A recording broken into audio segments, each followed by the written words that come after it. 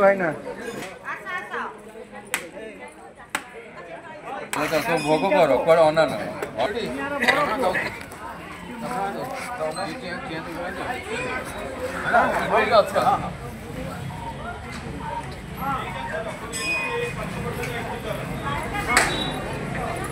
जगन्नाथ मामू घर भैम एकादशी हूँ बड़ एकादशी श्रेष्ठ एकादशी चाषी मैंने बिलू को गला बेले साप भय थी ठाकुर को मानसिक कर मुंडियाटे मारिक गले आउ साप भय न थाए तेणु से धान प्रस्तुत होगापर सी आसती आम बड़ एकादशी भोग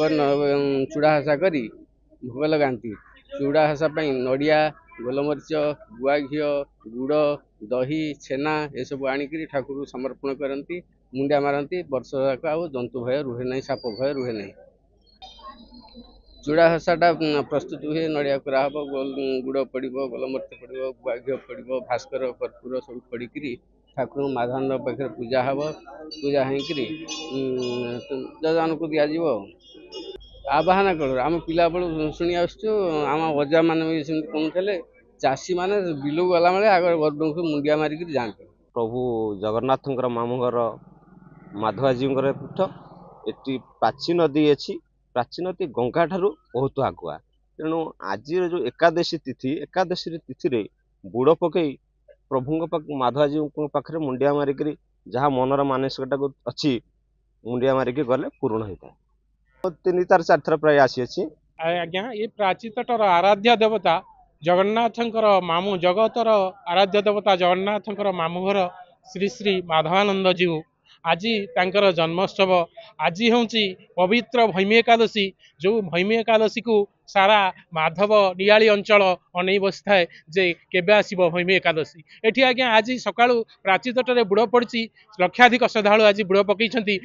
प्राची तटरे प्राची नदी में बुड़ पकई माधव दर्शन कले कोटि जन्मर पाप क्षय बोली अच्छी पुराण में वर्णित अच्छी आज्ञा आप देखिए आज ये चूड़ा भोग हो ठाकुर रीतिकांति चली यह चलो पूरा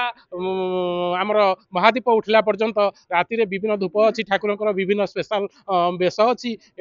राति स्वर्ण बेश सरला सुना बेश सरला धूप हम ठाकुर जी जमुना स्नान करने को जमुना स्नान कर आज जो भैमासुर तर्पण देवे भैमासुर जो भैमासुर को उद्धार करता स्वर्गर देवता माधवानंद को आनी पूजा करथिला एवं तापरे से जिते युधिष्ठिर अज्ञात वनवास होता आज्ञा से अज्ञात वनवास समय युधिष्ठिर पूजा बस जो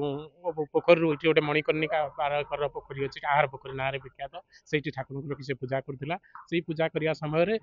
युधिष्ठिर जो अज्ञात वनवास से समय से खोजिले एकादशी विष्णु दर्शन करेंगे विष्णुमूर्ति पान किंतु जल तुलसी पाइबे विष्णुमूर्ति पाइले नहीं सहदेव सब जानते न पचारे कहे पचरागला से कहले ये रखी ठाकुर भीम गदा बुले बाहर कले जो गदा बुलला बेलू मूर्तिर ओठ एवं भी भंगा अच्छी आज्ञा से तो गला कालक्रमे तापर अनंग भीमदेव मूर्ति कर मंदिर तैयारी कर 36 निजोग खंजा होती सब पाठक जितेक समस्ते जार कार्य चलती यहाँ तो आम नियाली अंचल गर्व माधव एरिया आज माधव एकादशी एकादशी आज्ञा मत विष्णु एकादशी टे माने जेहेतु आम अंचल यहाँ मोर पाख यहाँ जगन्नाथ अवतार बोली भाविकी मुझे सब एकादशी आसे आमती मोर लोभ क्रोध एगुड़ा टे कम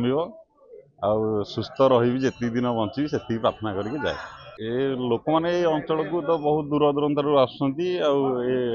कोरा भोग लड़ू भोग ये प्रसिद्ध हुए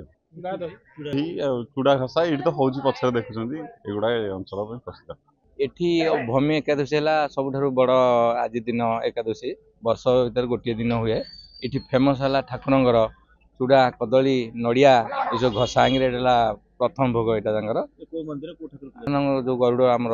माधानंद ठाकुर ये हाँ से जगन्नाथ मामू घर यहाँ